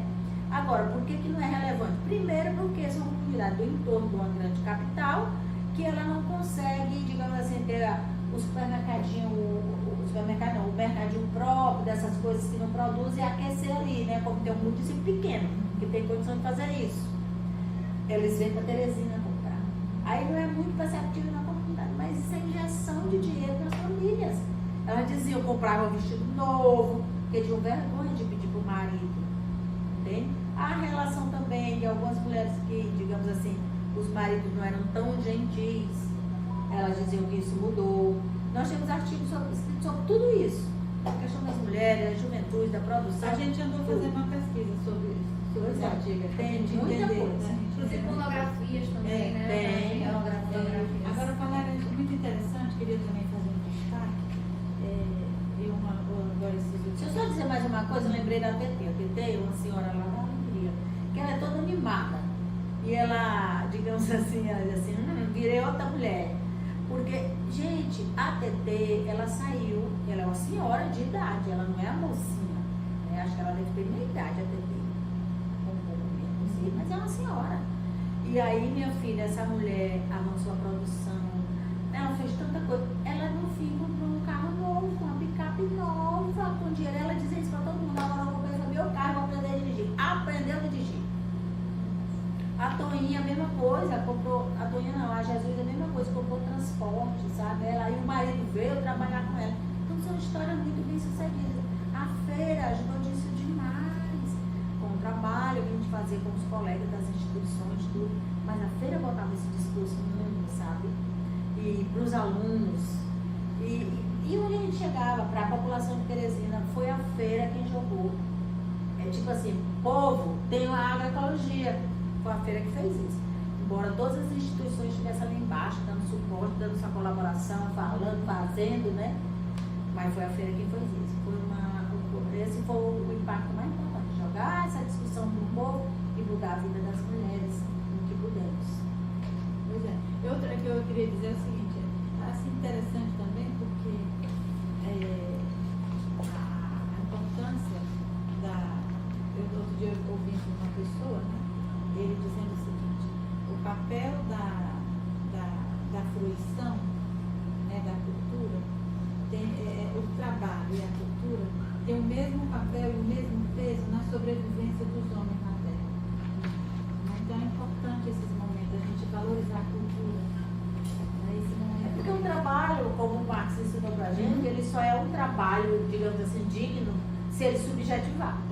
Se ele assujeita, como é o nosso trabalho dominado pelo capital, né? Esse trabalho mecanizado, uberizado, atomizado, tudo isso que a gente sabe, isso não é um trabalho digno para o ser humano, né? Para homens e para mulheres. O trabalho tem, ele tem que subjetivar, ele tem que ser emancipatório, como a cultura. Como é que eu me subjetivo nessa cultura, como é que ela me subjetiva para que eu seja potente. Então, se não tem potência, não tem libertação, não tem reflexão sobre o que é que eu vivo, o que é que eu quero viver, que mundo é que eu quero. Não é tudo que nós estamos vendo aí. O desespero provocado no mundo pela essa crise atual do capital está nos oferecendo como sair do quê? Javier Milei, Bolsonaro, lá na Hungria, lá não sei aonde, lá não sei. Está entendendo? Como é o nome do negócio desse? Quem é que tem um nome para dar para o Bolsonaro e para o Milei, minha irmã? É o nosso desespero diante dessa crise do capital. Quem já é que não acredita nessa forma que nós estamos vivendo e a gente não está encontrando projetos concretos que nos mostrem, olha, tem aqui uma possibilidade, que nós esquecemos lá atrás as lições do Marx. Está entendendo? Não conseguimos mais retomar isso conectado a esse novo tempo que nós estamos vivendo. Aí chega um Milei desse, proto-fascista, esse Bolsonaro proto-fascista, o da Europa também, o não sei de onde mais, e oferece. O Milei oferece um cachorro que psicografa mensagens para ele fazer sua intervenção aqui para os seus eleitores. Gente, olha, mas é o que temos hoje. Aí nós temos que nos recolocar diante disso. Nós, cidadãos e cidadãs. Um cachorro não sabe. Ele recebe as mensagens, ele tem um médium que recebe lá as mensagens do cachorro e passa para ele. O que é, como é que vai ser, o babado. Por isso é que está sendo chamado de louco, daí está sendo chamado de louco.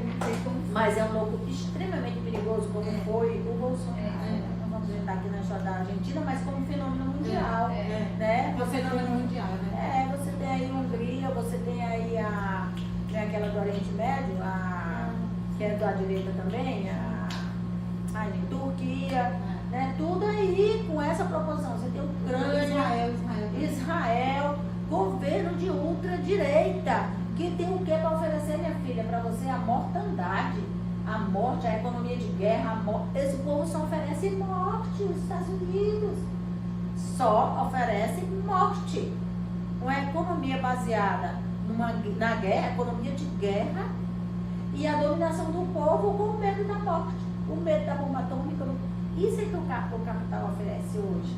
E quem não entende essa discussão, por N motivos, sente nesse espírito do tempo que a vida, poxa, não tá bom. Aí vai atrás de alguma coisa, acha o Milei, acha o Bolsonaro. E no nosso caso aqui, além da morte, é a ditadura. O recurso da ditadura. Da Argentina também, da Hungria também, na Turquia também, Todos todo eles, lugar. todos eles. Você vê Israel, gente, o que Israel está fazendo não tem nome para uma coisa dessa. Até genocídio é pouco. Chamar isso aí, gente. Você matar pessoas diante das câmeras.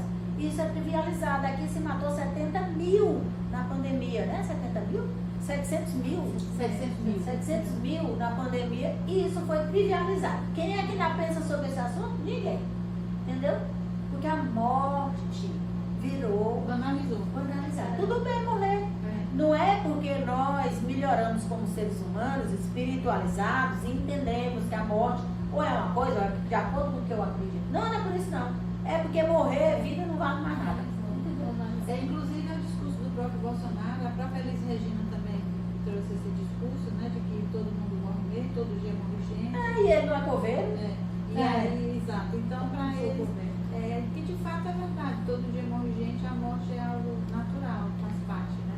Mas o problema é a morte, aquelas mortes como política. Mortes que são evitáveis. Exato. É a morte como política. É a morte como política. E o outro problema é porque geradas por uma omissão. Não façam como e outra coisa, o escárnio, né? O sofrimento. O escárnio, esse é o melhor nome. É o escárnio. Por tudo. Então, você olha para o mundo e pensa, Deus, que mundo é esse, sabe? Que lugar é esse que nós estamos chegando? Eu costumo dizer que já aqui perto dos meus 60 anos e hoje um pouco mais, eu passei a entender, a compreender muito mais o ser humano e sua trajetória e a entender muito menos por que nós fazemos essas escolhas, o porquê profundo. Não é só... se eu me coloco na questão como socióloga, eu sei dizer o porquê, digamos assim, né? Eu tenho opinião sobre o porquê. Mas quando eu me coloco como o ser humano que faz parte dessa bagaceira, puta que pariu, por que a gente faz isso? Gente, nós estamos chegando em lugares muito estranhos. Você pensa o planeta, né? Como na agroecologia a gente fica o tempo todo lidando com essa questão. Por que nós escolhemos matar tudo? Não sobra nada. E hoje a gente vê os reflexos disso, né? Então, mas o o povo não aquecimento acredita. global cada dia mais quente, não só em Teresina, como sempre foi, no mundo todo a gente está vivendo situações completamente, né, inegáveis do prejuízo que a ação humana tem feito com isso. Tomar porque não é urgente falar hoje, disso, né? E outra coisa, também eu acho que a exacerbação da violência. Sim. A desesperança. O discurso da violência exacerbado, assim, sabe? Um negócio assim que você fica se perguntando, se questionando realmente como é que pode. E você vê que a gente tem muita dificuldade de aprender, porque veja, a gente poderia olhar para o que está acontecendo no mundo hoje. Quando eu estava aqui aluna em 1983, já vão aí sei lá quantos anos, a gente estava participando de um debate com uma ecologista, que eu já não lembro quem era, e eu vi o debate ali e me interessei, bem naquele vão do CCHL, e eu fui escutar o debate, por conta da minha aproximação sempre com essas questões. E ela dizia, fez uma participação muito bacana, e ela disse no meio da sua fala, assim, gente, nós vamos acabar com a água do mundo, nós vamos ter guerra por causa de água. Ato contínuo ela falar isso. Duas pessoas começaram a discutir aqui atrás de mim. Essa mulher é louca, falar que a água do mundo vai acabar. Aí começaram a fazer esse debate aqui, que era loucura, alguém que não merecia nenhum respeito. A pessoa que está fazendo uma sandice dessa visivelmente absurda. Aí eu, aquilo me chamou a atenção, sabe? E eu passei a acompanhar esse debate, a estar nele de alguma maneira, ver o que eu acabei de dizer para você, o lençol freático de Teresina está muito baixo. A prefeitura nem diz isso, mas é verdade. A prefeitura sabe, mas não diz. E está cada ano baixando mais. Poço que você conseguia perfuração com 50 metros, agora você vai a 70 e daqui a pouco o poço seca, está sendo assim. E a nossa não serve de lição, porque a gente repete. É incrível. É incrível. E qual é digamos assim, o resultado de toda essa problemática do ponto de vista das posturas que nós tivemos mais recentemente é a postura negacionista. O povo diz que não tem crise climática, né? O Bolsonaro e seus companheiros, que não tem crise climática, que são nós estamos inventando tudo isso, inclusive todos os teóricos do mundo todo que sempre estudou isso, está tudo inventando, que o Ministério do Ambiente e do Meio Ambiente está inventando, que quem toca fogo na Amazônia é o governo Lula, não sei o que. Minha gente, é um delírio coletivo. É um delírio. Nós chegamos ao ponto de ser de um fanatismo, né? Uma sectária, no sentido da seita mesmo, religiosa, que nós estamos à beira dos grupos à la Jim Jones. Tome aí o veneno, vamos morrer, todo mundo morre. É nesse nível distópico demais. Distópico demais. Mas eu, como sou uma pessoa da esperança, eu me envolvo com a agroecologia, que dá força às comunidades, faz as mulheres se repensarem diante dos homens, comprar seus batons, reeducar seus filhos de uma perspectiva diferente, sabe que isso mudou também muito com as mulheres, e tocar pra frente, porque não dá só pra gente olhar para o que está aí e chorar. Esse choro não vai resolver. Então vamos nos animar onde a gente pode. Esperançar onde a gente ainda pode. Tem que criar, nem que seja uma bolinha de esperançar. É verdade. Agora, de fato, aquela, né, a modernidade prometeu a razão, né? E arrasou. Mas aí, depois a gente sabe que próprio, né? Que não é só a razão. De jeito nenhum, o que nós estamos vivendo no mundo hoje é a perda da razão. É o racional. Vídeo Milley. Que é aquilo. Exatamente. É o cachorro quem dá a mensagem. Aí Freud explica, né? Aí vamos chamar Freud. Vamos, Freud, por favor. O consciente coletivo. Lacan, por favor. Professora, a senhora falou bastante aí dessa experiência na feira, mas tem outras experiências de extensão que você se envolveu ou desenvolveu enquanto docente no departamento? Olha, foi a minha vida toda que eu me envolvi com extensão. A vida inteira. Só não estive quando eu estive afastada para a pós-graduação. Mas nós fizemos o primeiro projeto de atendimento às mulheres na Evangelina Rosa, o projeto DMV, demorou acho que 2 anos. E depois saiu porque a própria direção, imagina você trabalhar com essas coisas numa direção do povo da saúde que se acha assim, né? Sei nem o quê. Como é que chama? A bichinha do bolo. Cereja do bolo. A última Coca-Cola do deserto. Eu não quero não, porque se eu achar eu derramo. Biscoito pacotinho. Eu também não, porque a gente não quer hidrogenado. Aí não come. Mas é a cereja mesmo. Cereja do bolo. Então, imagina o povo que acha que tem essa concepção epidemiológica de que saúde e doença enfim, é muito complicada a concepção que eles têm. Você tem que discutir que mulheres que estão doentes de questões vinculadas ao parto, vinculadas à gravidez, que ficavam internadas lá por 2, 3 meses, que essa mulher adoeciam porque não podiam nem ter os filhos. Você discutir, então foi toda a discussão que nós fizemos, que no meio do fim, já no 2º ano, azedou tanto com a direção, que eu disse, eu não tenho mais saco, porque eu achava que esse homem, porque na época não usou o nome, porque é o Cristiano da Vida. Mas aí eu disse para a menina do serviço social, olha, eu não gosto de gastar minha vida, eu sempre olhei aquele jovem que falava, eu não sinto dentro da minha cabeça que eu vou já completar 61 anos. E eu nunca tive preocupação com isso, eu nunca fiz um procedimento de não sei o quê, eu não faço nada disso, eu não pinto meu cabelo, nada. Porque eu acho que é uma dádiva para a gente poder viver mais. E não tem nenhum problema de anunciar, olha, já estou mais do que você, já estou, né, para viver mais.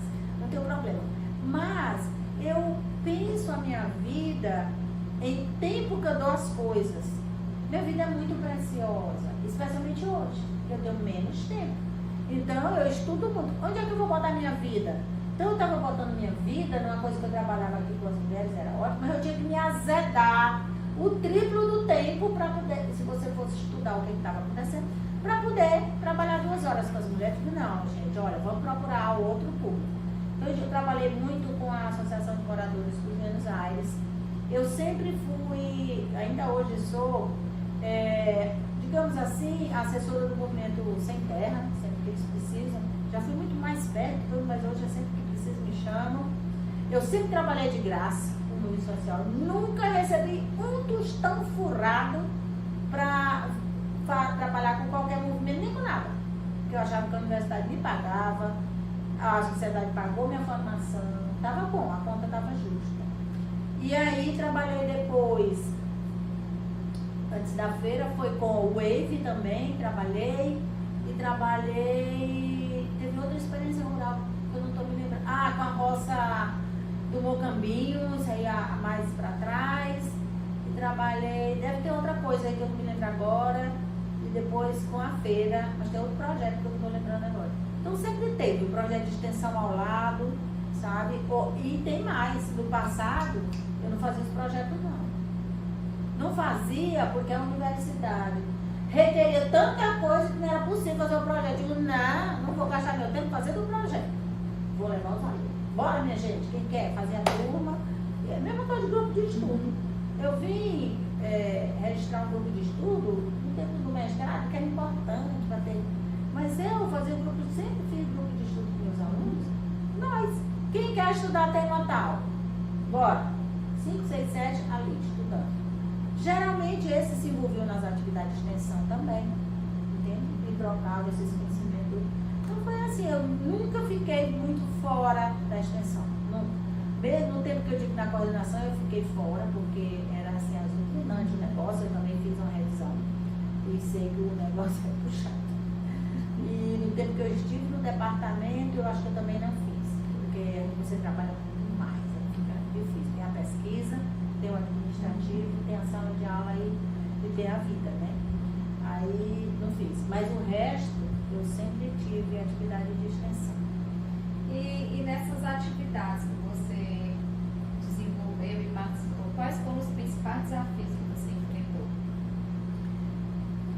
Eu devo dizer que um desses que eu falei, a universidade foi um desafio, porque eu lembro que na época que a gente quis cadastrar o projetinho lá atrás, minha gente, eu não lembro mais nem direito das coisas assim, mas a gente queria fazer o projetinho para assessorar a nossa comunitária aqui no Mocambinho, que depois até se separou, aí virou a horta assim, a borda para cá e o campo para lá. Eu não conseguia cadastrar o projeto, porque tinha um babado aí, eu não me lembro mais o que era uma complicação e tinha que fazer não sei o que. Eu digo, quer saber? Minha gente, vamos fazer o trabalho. Eu sentei com a comunidade, fiz o plano de trabalho e vamos trabalhar com a comunidade. Então, mas por que isso? Porque a universidade não dava um pingo de importância. Então, tinha um catatal de coisas que estava lá desde que o cão andava para trás, que você tinha que fazer um negócio super atrasado, não tinha mais nada a ver, mas você tinha que fazer. Eu não. Mas por que eu tenho que fazer? Não vou fazer. Então, pronto. Vou trabalhar lá como pessoa, com as pessoas aqui adultas, maior, que querem trabalhar, vamos trabalhar. Não preciso usar o nome da universidade, não uso. Não, trabalhar. Essa é uma dificuldade, o apoio da instituição. Eu só vejo se fazer mais para cá por conta dessa trajetória toda que a gente já falou. Constituição, democratização, outros projetos. A outra dificuldade, aí está vinculada com isso também, mas a dificuldade da valorização nacional. Você não tem muitos estão fazendo nada. Gente, nós não somos missionários. Nós somos professores interessados em trabalhar com a população. Eu não tenho por que botar gasolina no meu carro, comprar o material que eu vou fazer a oficina, tá entendendo? Mas eu me via num jeito que eu fazia isso, como eu tenho uma vinculação ideológica, eu fazia como cidadã. Tá entendendo? Ou eu botava a gasolina no meu carro sempre, comprava o material da oficina, usava algumas criatividades dos alunos também e a gente se mandava. Mas é muito difícil, você não tem dinheiro, não tem reconhecimento. E não tem reconhecimento. Porque eu tomara que agora a extensão, eu sempre quis muito que a extensão ganhe o patamar da pesquisa, Mas não tem o reconhecimento. Depois que teve os seminários, né? Mas não tinha. Os alunos escreviam sem nota ficar por isso mesmo, né? E eu sempre fiz o PIBIC também e vi a diferença. Como que meus alunos do PIBIC eram tratados, né? Tinha bolsa, tinha tudo, tinha alguma condição que é precária, mas a gente sabe que é melhor. Tinha um seminário, tinha o relatório para entregar, tal, que às vezes o aluno mais espertinho escrevia o artigo, a gente botava num evento, tudo. Era muito diferente, sabe? E os da extensão não. Aí a gente puxava para esse lado, olha, vamos pensar um projeto de pesquisa, o que você pensou, vamos fazer a formação do aluno dentro da extensão, porque não é só o aluno ir com você lá, porque ele não tem ainda o alcance para pensar aquilo tudo, mas ele tem suporte.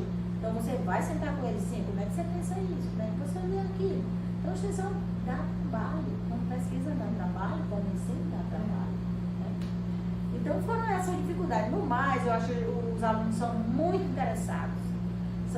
Eu digo mesmo, em extensão eu não encontrei problema substancial com nenhum aluno. Tem a dificuldade, que uns são, mas no geral, alunos e alunas são super envolvidos, animados, gostam de trabalhar com a comunidade, entende?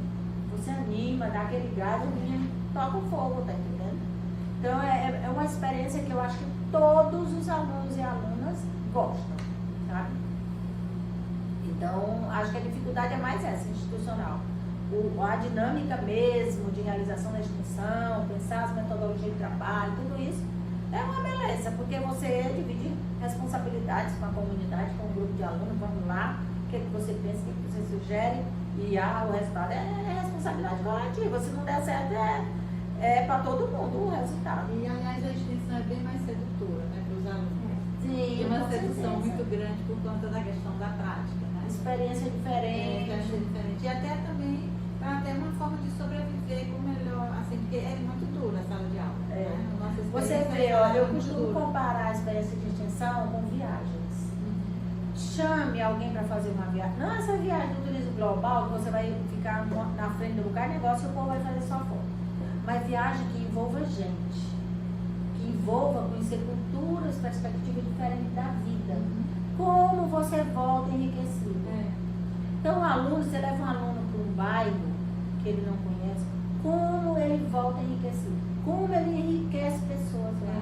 Entende? É uma viagem que ele faz dentro de si, dentro dos outros, se movimentando em lugares diferentes da cidade, conversando com pessoas que ele nunca viu. É uma experiência riquíssima. E dentro daquela perspectiva do Paulo Freire, uma leitura do mundo. Pois é. Ele chega lá e ele elabora outra coisa, tá entendendo? Fazer a leitura do mundo nessa articulação entre teoria e prática, né? Porque os alunos têm dificuldade. Tem aquela história de que na prática a teoria é outra, né? Pois é. A concepção de conhecimento é equivocada, né? Tem uma concepção de conhecimento. Isso é a ciência cartesiana que deixa o aluno pensar isso. Porque se você olhar para o mundo, eu costumava perguntar para os meus alunos, meu filho, olhe bem fora dessa janela. O que você está vendo aí? Eu estou vendo uma árvore, um banco, uma pessoa passando por lá e não sei o quê. E você acha que essa pessoa aí, ela é teoria ou é prática? Essa árvore é teoria ou é prática? E essa pessoa está conversando com aquela outra veicular, aquilo é teoria ou prática?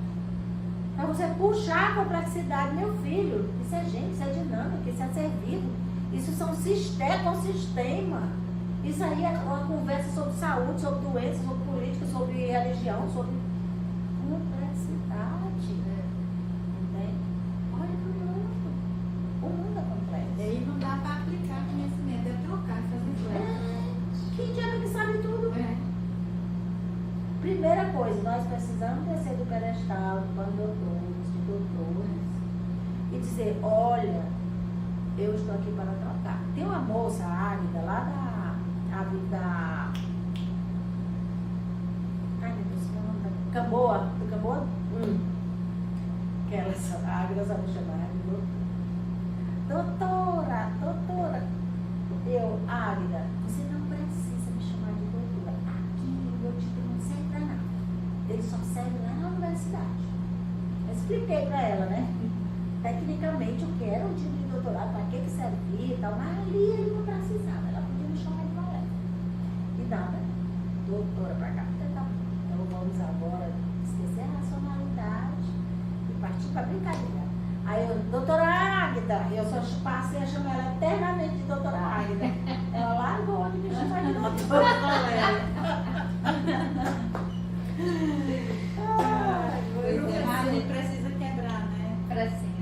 E aí, agora nisso a gente vai justamente para a última questão, né? Que a gente pensou, foi justamente assim, por tudo que você colocou pela sua vivência, né? Na formação, mas sobretudo na extensão, que outros elementos que você destacaria para pensar a extensão do tempo presente? No tempo presente, a primeira coisa é entender o movimento do mundo hoje. O que é, por exemplo, viver num mundo do capital financiarizado. Gente, não tem como sair disso. Do capital financiarizado que vive da sua própria crise. Nós vivemos num mundo onde a crise do capital virou coisa boa para o capital. O capital chegou ao ápice da sua capacidade de mercantilizar coisas. Ele mercantiliza a sua crise. Tanto a crise mesmo econômica, quanto a sua crise política. Vira mercadoria. Então nós temos que entender isso, porque nesse contexto, por exemplo, da economia, o que virou os seres humanos? Com a uberização do trabalho, né? Do ponto de vista político, quem somos nós numa ordem preconceituosa ao extremo, xenofóbica, né? Que essa é a crise vinda, digamos assim, da tal globalização, né? O xenofobismo, as violências, né? Os estados e as sociedades violentas, isso aumentou muito.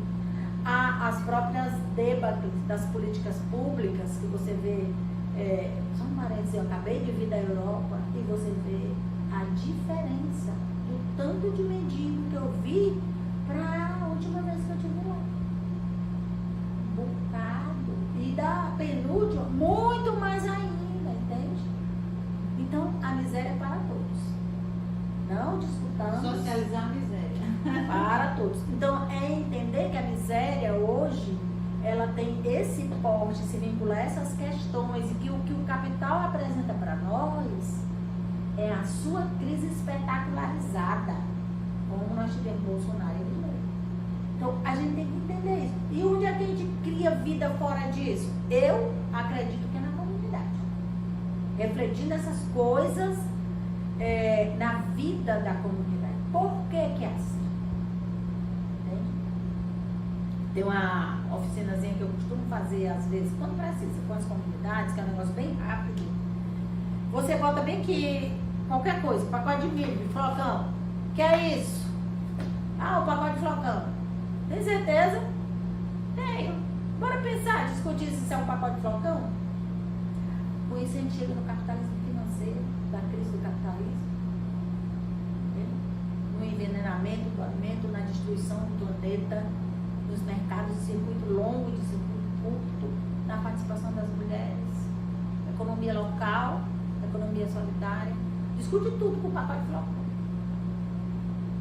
As pessoas olharem para o mundo e entenderem minimamente, dizer qual é a minha ali nessa história.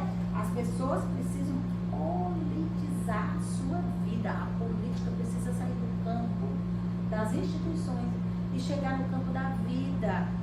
E a extensão por extensão tem que fazer isso. A política chegar no campo da vida, de eu me perguntar, sim, mas o que é que eu tenho a ver com isso? Bem aí. E está cada vez mais difícil da gente, digamos assim,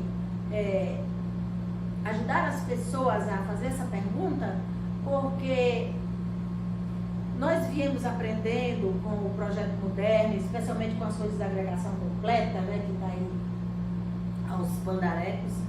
Nós aprendemos que a política é a arte dos acordos, né? Que a política é a política eleitoral, que a política é o que eu vejo o povo fazendo aí, o deputado e o senador. Foi isso que nós aprendemos que é política. política. Foi ensinado diuturnamente. É verdade. Pelos governos, pela mídia, por tudo ensinado por política, é isso. Aí quais são os candidatos hoje que são expressivamente votados? Eu não sou político, eu odeio política. E fazendo política. A política da morte, a política da violência, a política da sandice, a política do fascismo. Entende?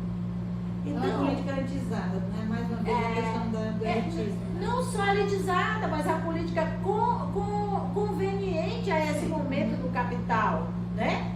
Para vender, para vender, né? Essa política que nós viemos fazendo, ela chegou. Não, mas essa política, estou falando dessa de manchar aqui. O que eu estou falando agora dessa política aqui, que nós aprendemos, é para dizer assim. Aí chega os caras e dizem que não é político, né? E nós passamos a detestar tudo isso, porque isso efetivamente não mudou a nossa vida, não rendeu frutos, nem objetivos, nem subjetivos. A relação, por exemplo, globalizada que o nosso país tem, todos, é da mesma naipe, não muda a nossa vida, pelo contrário. Aí nós nos revoltamos com isso como sociedade e nós não conseguimos produzir a resposta. Mas o capitalismo consegue, ele não dá o Milei e o Bolsonaro. Vai dizer, eu não sou político, eu vou mudar tudo, abaixa a casta, abaixa não sei quem mais, abaixa a STF, abaixa, tá entendendo? E isso fala ao coração da população, porque a população também está de saco cheio, entendeu? Então nós precisamos, quem quer pelo menos fazer sua bolha aqui, olha gente, vamos discutir bem aqui o que é esta caneta. Outra, os alunos que fazem parte da vida deles, mas agricultor faz parte um flocão, uma abóbora, ou sei lá. Entende? Para que eles entrem na história também, dê sua opinião, debata e vá para casa pensando em alguma coisa. As pessoas precisam aprender, reaprender, se encantar, se interessar por pensar fora da matriz cartesiana. Fora da matriz cartesiana, porque ela nos trouxe aqui. Então dela não tem mais o que esperar. Dela não tem, sabe? Não tem o que esperar. Eu acho assim que são duas coisas muito importantes. Né? Uma delas é romper com essa matriz cartesiana, né? Uma nova concepção de conhecimento, né? E a outra é romper também, como você falou, romper com a concepção de política, né? E política nessa concepção de quem é que faz política, quem é que é político, quem tem um cargo, né? Quem está representando o povo lá. Quem está na campanha eleitoral. Quem está na campanha eleitoral. Mas a política nessa dinâmica de pensar o mundo articulado a um projeto que eu concebo e abraço e acredito nele, que tem a ver com esperança também. Sim. Essa postura ideológica, né? É ter uma postura ideológica de construir um mundo diferente. De construir um mundo diferente. E aí, eu acho que isso é fundamental. Eu acho que é fundamental para a extensão. Esses dias eu encontrei um autor, né? Que ele fala sobre ética e política. Achei muito interessante, desde o dia que eu encontrei ele, que eu uso ele como inspiração nas minhas atividades extensionistas. Ele diz a educação, ela esteve muito pautada na socialização, só na socialização das pessoas, mas não abriu caminhos para que as pessoas pudessem agir e pensar politicamente. Sim. Tem um livro que eu estou tentando lembrar o nome do cara aqui, não me lembro mais, mas é aquele O que há de político na política. Que eu, no passado, quando estava aqui, eu estudei muito esse livro também. E que a demanda, digamos assim, o ponto forte da obra é realmente dizer isso. A política precisa vir para a vida. Política da vida, é a política do cotidiano, é a política do que nós nos debatemos no mundo real. Exatamente. E tirar essa autoria da política de uma esfera lá longe que a gente não consegue acessar, como é o caso que a democracia liberal representativa nos oferece. Gente, obviamente que nós queremos uma sociedade democrática, mas não tem como não ver que uma democracia liberal representativa, como nós temos aqui, como está na América Latina, como está em vários lugares, precisa melhorar. E nós vamos melhorar esse sistema amplo se a gente conseguir melhorar a nossa vida política aqui nos grupos, das comunidades, do nosso trabalho, da nossa vida, sabe? Pensar politicamente o que mundo nós queremos, que planeta nós E queremos. agir politicamente. E agir em prol disso, porque também ficar pensando em fazer nada não Eu rola. penso que essa é uma discussão que não tem como o serviço social fugir. Né? Como é que a gente está colocando que a gente defende um projeto ético político, Né? e a gente não defende, né, que a política ela precisa fazer parte das nossas vidas, do nosso trabalho, da nossa Demais. formação, da nossa sociedade. E Né? tem outra coisa, como nós estamos numa política de educação, a educação trabalha com um acesso ao conhecimento, o direito, o direito de pensar. Então, se a gente não tem se a gente não vai ficando, né, com essa ideia, o direito de pensar, o direito ao conhecimento, e esse conhecimento nessa perspectiva da troca, né, de trocar, fazer trocas, né, com as pessoas, então a gente é fundamental a gente pensar isso, porque nós estamos dentro de uma instituição educacional. Né? E pública. E pública. E hoje seria muito bem-vindo quem está trabalhando com educação em todo o mundo, mas especialmente, inegavelmente, quem está numa instituição de ensino pública, é pensar assim, por que o Ministério da Educação no Brasil hoje está extremamente influenciado pelas fundações, especialmente do núcleo, né? Entregar a política pública de educação para um ministro que pensa a educação como mercadoria. Tem que pensar nisso aí. Tem que pensar. Ah, porque é do governo Lula. Ótimo, eu votei no Lula e não tem nem discussão desse assunto aí. Mas nós sabemos que o governo é um governo de frente ampla, pelas condições políticas que enfrentamos de disputa com o fascismo, era obrigado. Uma guerra. Então agora é preciso batalhar para que tenha um ministério mais comprometido com os interesses da população e esqueça menos o Paulo Lema, né? As fundações dele, de pensar a educação como uma corrida de obstáculo que você tem que sair lá na frente com um ranking não sei qual. Gente, na tal da sociedade moderna, a escola foi aquele lugar, aquela instituição que nós pensamos que nos ajudaria com a formação e não com a instrumentalização, para aprender a marcar questão, com ganhar um emprego não sei aonde. Obviamente todo mundo no capitalismo precisa ter um salário e comer e pagar suas contas, ok. Mas a escola, ela não pode ser só para isso. Na verdade, isso é uma consequência.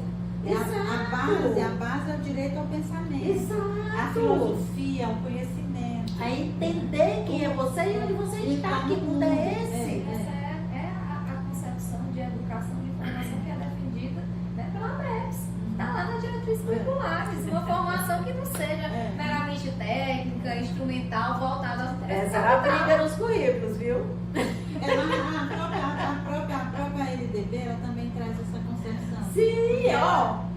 Porque a LDB diz que de um lado é o exercício da cidadania e de outro lado é o mercado de trabalho. Trabalhar com o mercado de Teve um trabalho. debate do currículo, não me lembro qual foi, onde, quando, já não lembro. Que eu peguei exatamente os artigos da LDB, que são vários, que falam da educação nesse sentido, e peguei o código de ética e as orientações da ABEPS. Gente, ó, é isso bem aqui, nós vamos obedecer ou não? Porque eu não tinha mais um argumento, mas aí, do quinto, do quarto. Enfim, gente, essas são as disputas também político-ideológicas, tá entendendo? Internos também. Porque, na verdade, a gente também vive uma pressão muito grande, que essas são as contradições da sociedade. Por exemplo, de um lado a gente quer trabalhar, né, com essa ideia do conhecimento como uma grande aventura, né, um esperançário associado com um agir político, que tem paixão. Precisa ter. Precisa ter. E a gente vê o que a gente vê. Por que as universidades chegaram no ponto que chegaram? É porque o centro, inclusive os alunos pressionados pelas próprias famílias, pela questão do mercado de trabalho, a premência da sobrevivência. E a gente não pode agir, pensar também de forma hipócrita, né? De que isso não é importante. É importante. E aí o que acontece? Como é só mercado de trabalho, não tem paixão, muitas vezes não tem paixão. A paixão está. Tá, porque o jovem olha e diz assim, olha, eu vou passar aqui 3 anos na pré-escola, 5 anos eu não sei mais, porque no meu tempo foi muito diferente. Mas um monte de ano ali antes de entrar no ensino médio, aí tem o ensino médio, aí se ele conseguir, ele vai fazer uma universidade.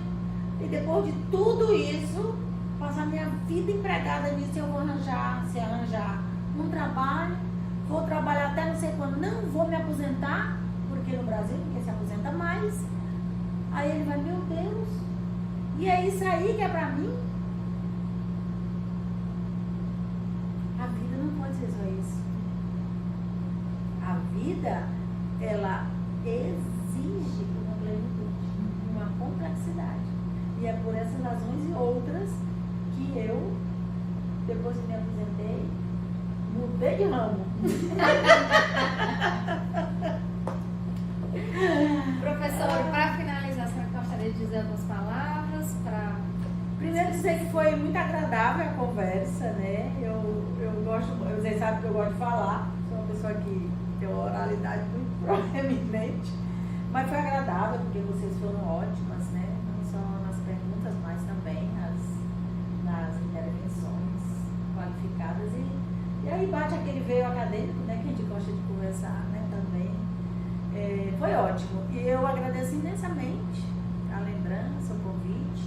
Gosto de voltar aqui. Eu nunca venho, né? Mas eu gosto. Assim que vocês ouviram, eu gosto.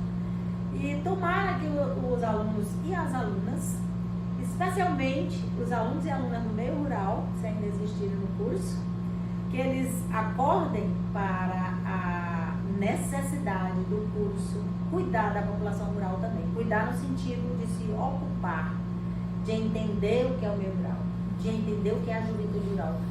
Quais são as diferenças dela para os jovens urbanos? Igualmente legítimas, é uma cultura igualmente legítima, é só diferente. Que você reivindiquem esse lugar rural na universidade, porque esse estado é um estado rural, de cultura rural. E vocês não são a minoria. Vocês não sabem, mas vocês são a maioria desse estado. A população rural é a maioria desse estado. E rural não é só quem está enfiado lá no meio do mato. Rural faz parte de uma dinâmica da vida campesina, da vida de que hoje a gente chama de agricultura familiar, que vocês fazem parte. Portanto, se sinta sujeito da sua história e reivindique seu lugar na universidade, no curso, sem medo de ser feliz, sem vergonha de que você é assim ou assado. Você é você e tem seu lugar no mundo e nesse curso. Tomara que dê tudo certo. Ai, que maravilha, professora. Muito obrigada. Vamos aqui.